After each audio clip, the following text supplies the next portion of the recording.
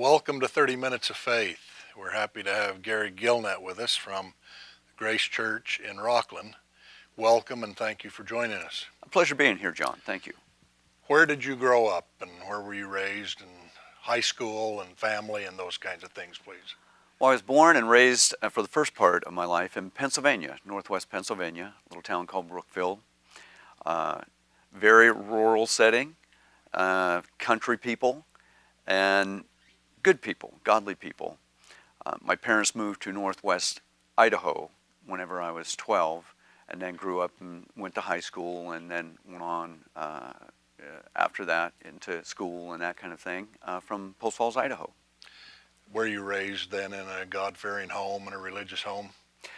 I would say yes. They were Wesleyan Methodists, and godly people would go to church every Sunday, but that was pretty much where religion stayed, was on Sunday, and it was a good home, stable home, but we didn't read the Bible every day, we didn't pray every day, that kind of thing. And then in my later teen years is whenever I made a personal decision to serve Christ. How did that come about? A friend. It's in high school. One of my good friends was a Christian, went to a local church in the community there. I spent the night with him one night, and he began to talk to me about the things of the Lord. Began to talk to me out of the book of Revelation, actually, and scared me. Then began to talk to me about my need for Christ. And I'd heard the message, growing up, but just never had really had it personally brought to a point of, I need to do that. And out of that, I did make that commitment to serve the Lord, and it's been going ever since. Do you have brothers and sisters? Yes, I have one brother. And is he a churchgoer? Right now, he's not. He served the Lord for a while, or went to church for a while. Was in the police force, went through the academy, went through a lot of years of being an officer. And I'm not sure what all happened there, but I know he went through some experiences that I think caused him to struggle greatly. But we're praying for him. His wife has come in, and she's serving the Lord, but my brother is he's on the way. That story would probably be true in every family. Yes. Somebody can find their way. Others have things that happen that, as my grandfather would say, put us on the gravel side of the road. Yeah. Without going completely off. Now, when did you decide you wanted to pastor and minister and do this aggressively in your life? Well, I began to sense what I'd call a calling upon my life. In my last year of high school, I was going to church in Spokane, Washington, and the church was growing. It was a vibrant church. I was part of a youth group then, and they would have evangelists and missionaries come through. And one time, a missionary from Brazil came in, and during his week of messages, his week of meetings, back then they had elongated meetings that would go on for multiple days and multiple nights. And during that week of meetings with this missionary, I really began to sense that's something that I felt I just wanted to do. And by the time it was all over, I felt that, that's what I have to do. And from there, went into Bible college and began to not just train, but really pursue how to make that happen in my life. And God just began to order steps. I began to speak in youth groups, hold little meetings out myself, and took my first church when I was 23 years old in Portland, Oregon. And I think the average board member age was in their mid-50s, and I was just the kid coming in. But they had a lot of grace and mercy and helped me out. It was great days. Grace and mercy are extremely important in this world, are they not? Oh, it's what the kingdom operates on. It's the oil that runs the wheels in the kingdom of God, in my opinion. In that, if we have a message of just judgment, people they can't connect with that. But whenever there's a message that, there is a judgment, but God has made a way to avoid that, and it's through His great love, through what we call grace, that begins to get people connected with a message of hope, and that God is for them and not against them. And that's really my life's message, actually, in a nutshell. There are a lot of people, it appears, in our society who have lost hope. How can we overcome that in your mind? It's a big challenge these days. It is. There's so much negativity within, especially our Western culture, I'm sure all around in all the cultures, but we have the 24-hour news cycle. It never stops. And it usually repeats bad news. Yeah, and it's seemingly, 95% bad news and maybe a little bit human interest or positive things. But, in people being exposed to that day in and day out, year in and year out, over the decades, many people, as we encounter them in their life, it's through hopeless situations, family crises, personal crises, that kind of thing.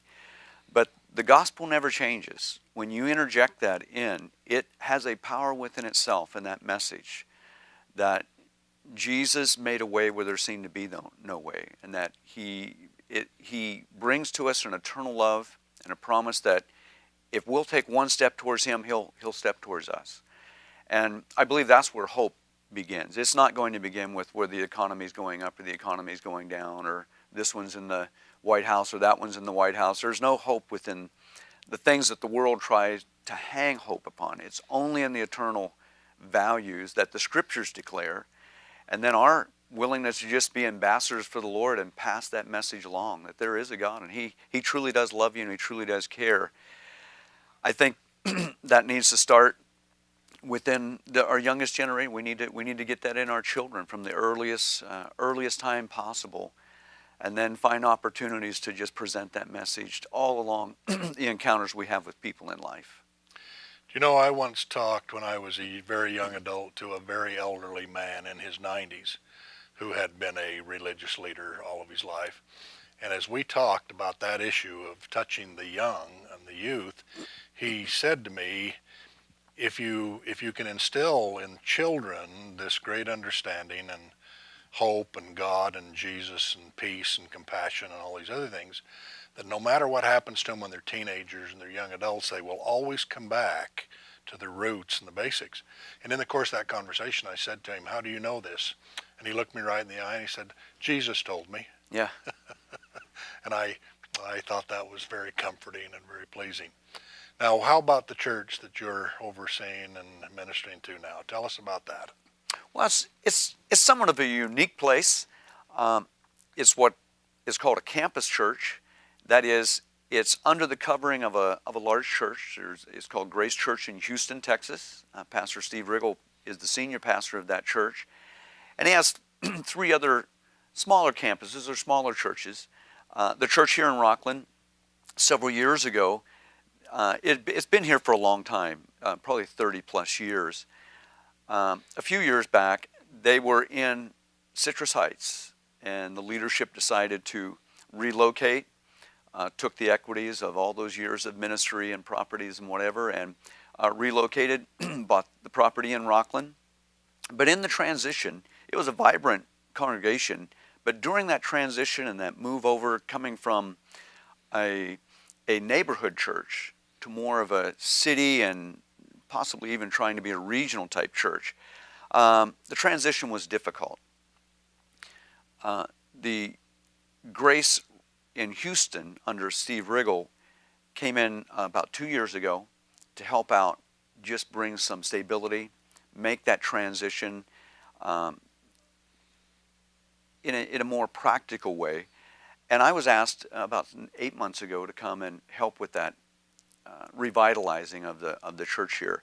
It's interesting, a few months ago, I was reading a magazine. It was a religious magazine, a religious publication, and on the front cover it was talking about the concept of larger churches sponsoring smaller churches. And as I began to read that, I realized that is exactly what has happened here. We're a larger congregation that has means and techniques, and they have depth in ministry, can come in and help some of the smaller churches make that transition. And it's not about becoming a big church, but it's about becoming as effective as you can be regardless of size in your community.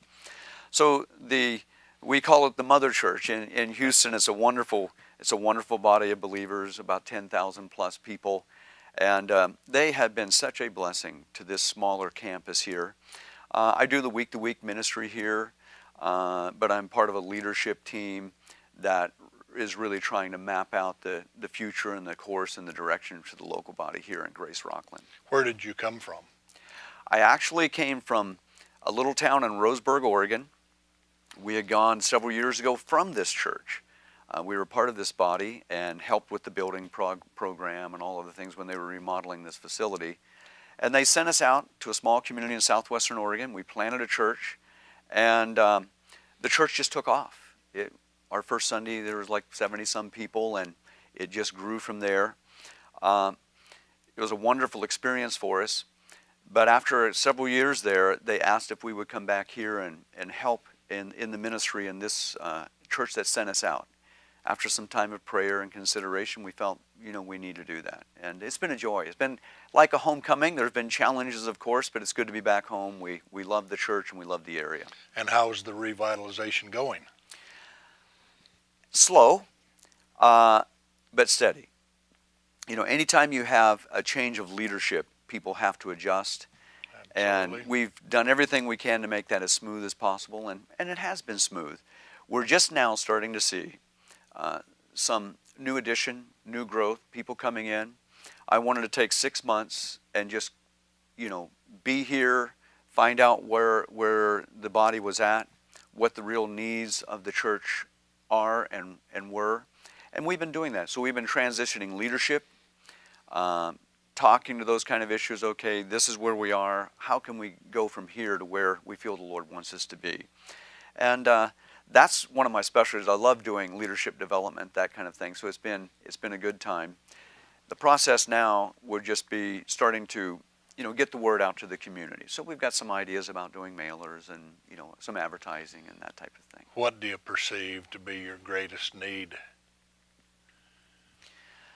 The greatest need is people that would be willing to commit to a local congregation and not just become involved, but commit there to become part of that group, part of that family. I've transitioned in my own concepts of church to where it's not just about getting as many people as you can in a building.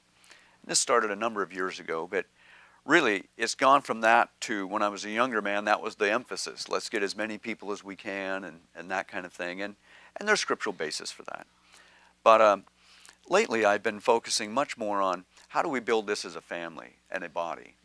And there's so much in the scriptures that talk about that. And I think sometime in our quest for numbers, we've kind of let that be a secondary issue. I'm making that more of a primary issue. So that's a lot about that is just relationship building, getting to know people. And of course, you can't get to know everybody on a personal friend level, but you can make enough contact with people's lives where you know where they need prayer, what their concerns are, how that they can best fit within the body, because I believe everybody has something to give and something to add to the local congregation. Absolutely.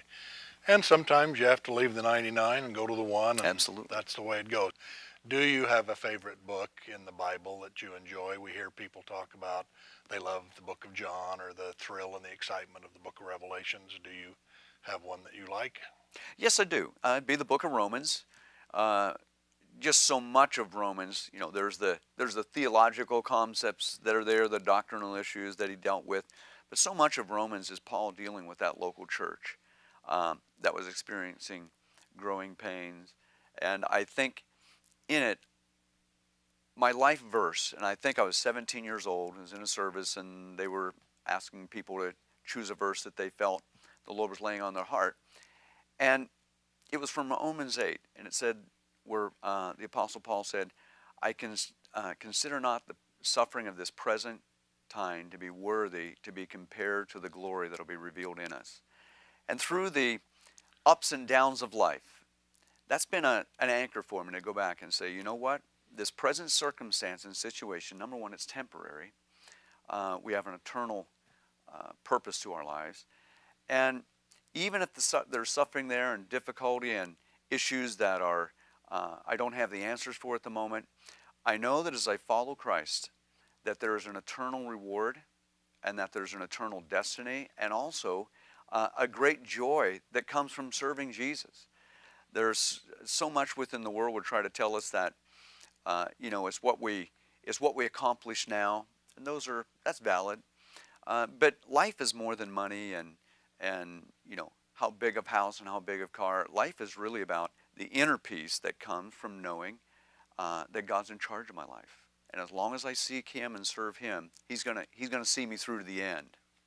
That's the hope I have in America, is that God is in charge, not the Supreme Court or the Congress or whatever, and through it all it will be all right. My wife and I were in Rome several years ago, and we live on a street called Trajan, and Trajan's a Roman emperor, in the old days. Yes. And I struck up a conversation out in one of the ruins with a man about Trajan, just because that happened to be the street I lived on in the greater Sacramento area. And we got talking about Paul and the Roman Church and the difficulties of being a Christian versus what they called being a Roman. Anyway, we had a nice conversation. We talked about a lot of things. A few days later, we were on the island of Malta, and we went to St. Paul's Cathedral. Yeah. And a bomb in World War II got dropped and went right through the roof of that and didn't explode. And it damaged the marble and the graves and things that were in the floor. So they moved the bomb just outside, didn't know, how to undo it. Yeah. Repaired the church and all those other things. And long after the war, somebody came by and said, you better deactivate that bomb. You don't want to just go off one day. They said, well, okay, but leave it sitting there because we want it as a reminder of the miracle that we got bombed during the war but weren't exploded on. So in the church that day was a deacon, and I brought up the conversation of Trajan and the Romans and the Christian church and Paul. And he talked to me like he'd just visited with Paul the day before and all of the things that unfolded there. And it was one of the highlights of our trip, was just talking to him about what Paul was doing in the name of Christ, and particularly with that instance with the Romans. That was a wonderful thing. Appreciate that insight. Now, you keep saying we. I'm going to presume a wife and children along the way here somewhere. Yes. Can you tell us a little about them? Yeah, my wife Susan. We've been married for 11 years, have 3 children, and just the love of my life. We love the ministry, the calling, the purposes of God upon our life, and given ourselves to put ministry, not just church ministry, but ministry in that our life, our base solely and 100% on serving Christ, and then serving Him in His call that He's put upon us. That's our reason for being here in Rocklin. We do ministry together. She works in the office, of course, but she loves people and prays for people. And I believe that when God calls it, He calls you as a team. He calls you as a family. Our children, our youngest is in Chico State, and we have our daughter that just graduated from Chico State last year, and then we have an older son who's in Vegas, who's a cinematographer, and they love the Lord, and God has been so good to us. But as we minister in the church, people, I believe, they don't, where I think, John, is that people are looking for a place where they don't see it as a professional clergy or a professional ministry, but where they see it where a husband and wife, or they're looking for a place for stability for family. New people that come in to the church here, so many of them have children, and whenever we get to know them and talk to them a little bit, their concern is for their children. A lot of them are in public schools, some are in private schools, but it doesn't seem to matter. They're really looking to find a place of stability, because that, as we were talking earlier, there's so much almost chaos within our society that families, husbands and wives with their kids, they're greatly concerned. They want stability there. And really, it only comes through serving Christ, of course. But that point in the community of stability, I believe, can be the local church. And so Susan and I have given our life to serving the local church and love the call of God and love the purpose of the Lord in that. You know, just a couple of days ago in our home was a young mother who, growing up, was a friend with our youngest daughter. And she wasn't interested in God or the church. She wasn't a bad girl or anything. I just didn't have time for that. Well, she had her daughter with her. She has several kids, and this little girl was 3. And she said, "Where are you from?" And sort of, mulling it over where we were going before we talked, she said, "I'm from heaven. Did you come from heaven?" That is a wonderful answer. It was just classic. Um, and I said to myself, from now on, if anybody ever asks me where I'm from, I'm going to say I'm from heaven. Out of the mouth of a babe, Yes. that was a wonderful thing. Now, when you're not doing church work, do you have a hobby or Well, hobbies? we ride motorcycles. It's one of the hobbies or things that we do. My wife and I ride together, and with a few folks in the church, and there are some Christian motorcycle clubs in town, so we'll ride with them, and then we just love the outdoors, hiking, and don't do much camping anymore, but fishing and that kind of thing. And When you were talking about Spokane in your growing up years, Bishop William Wiegand, who used to be the bishop of the diocese, who's retired now, grew up in the Spokane area and loved fish. yeah, And I grew up in a little mountain community on the rivers and streams, and we've talked fishing 100 times. And I think in his dreams he'd go back to boyhood for a minute and just fish in the Spokane area somewhere and have the time of his life. What's the future of your church, and where will you be in another 5 or 10 years? well, I hope to be here with the church that is thriving and making an impact in the community. I believe that there's never been a greater time to be in the ministry or part of a church, a local church, than right now, John. I think the greatest churches to ever be built are still yet to be built. That's well said. And I'm not looking to build, I don't have a numerical number, boy, I want to have 1,000 people or whatever. What I do have is I want to take as many with us to heaven as we possibly can. And I want to activate people to be involved in that process. If people just go to church on Sunday morning or whenever they go, it can become a little laborious after a while. But when people get plugged into helping other people, loving people, being in a vibrant place of activity in serving Christ, there's a joy that comes with that.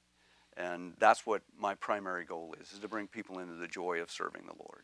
Do you have weekday programs that families and that can be involved in? Yeah, of course. We have our Wednesday nights, and then Thursday morning they have a women's meeting, and we have youth groups that do stuff all the time. And there's that practical walking out of the life of the church, and then of course we have our celebration on the weekends, and it feels like being part of a family, and that's what I love. Do you usually go to bed at night feeling like you've had a pretty good day? And expectations are a funny thing because being perfect's not reasonable, I don't think, but being sufficient is on any given day. And you sleep well at night and say we're doing well and moving forward? Well, I kind of go back to where it says this is the day the Lord has made. I'm going to rejoice and be glad in it. Every day has its challenges, but every day has its rewards as well. And Jesus promised that he would be with us. He'd never leave us. He walked through the ups and the downs of life. And I'm starting to get a little bit older now, so I'm looking at life a little differently. It's not about just what I've accomplished during the day, but it's about the peace of God that remains upon my life and bringing that to other people's lives.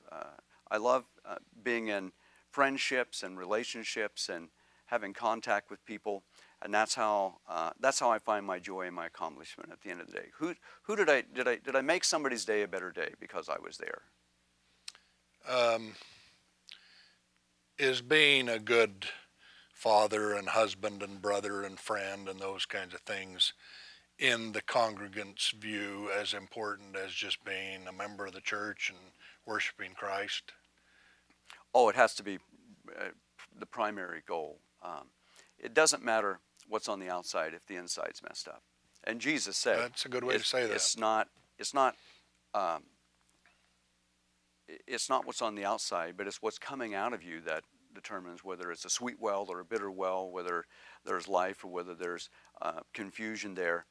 And our goal here, I guess, John, would be to activate people into the purpose of the Lord that He has for their life. And if they can do that, they're going to be where God wants them to be. They're going to have joy upon their life.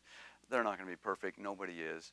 But Jesus said He would get us through to the end, and we would overcome. I have a younger brother who took his own life some years ago, and that's a long way removed from where I live my life. But I've been rehearsing a lot of old journal entries of my parents and old photographs and a lot of things, not out of remorse or regret, but just to kind of recover where we were as kids and, those kinds of things. And he really got to a point where he just couldn't even see it out on the horizon. Yeah. And I feel badly about that because it didn't have to be that way, but it just unfolded that way with the way he lived and the pursuits he's made. And I'm always pleased to hear that people will go to church. Amen. Amen. Now, if you could fix something in the world that you could just wave a magic wand and it would be repaired or replaced or redone, what would that be? Well, I believe the final call that Jesus left before He ascended to heaven was He said, take this gospel into every nation and make disciples.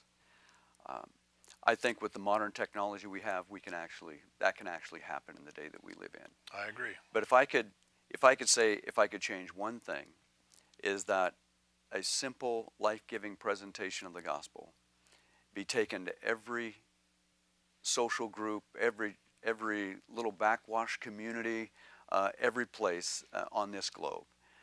And I know not everybody's going to receive it, but that everyone would have a chance to receive it, to make a decision. I spent a number of years in the mission field in Arctic Canada, ministering to small communities and small village people, and to see the joy of people coming to Christ is the greatest joy that I would have. Thank you, and thanks for being with us. We appreciate visiting with you. My pleasure. God bless you. Thank you.